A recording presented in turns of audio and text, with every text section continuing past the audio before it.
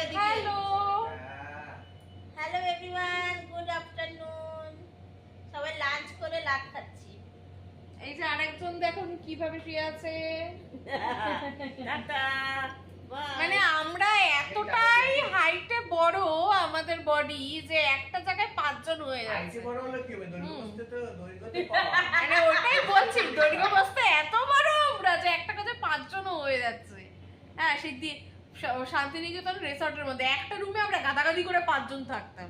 মানে ম্যাম বলেছে সবাই গরমে দুজনের বেশি অ্যালাউ করবে না। এসি ঘর বলে হ্যাঁ, কষ্ট হচ্ছে না। অ্যালাউ করবে না, কিন্তু সেই না, আমরা একটা রুমেই থাকবো ওরকম করে। এটাই মজা। এবার আমার যেহেতু চান টান করতে সময় লাগে, আমি যে রুমে দুজন ছিল ওই রুমে গেছিলাম।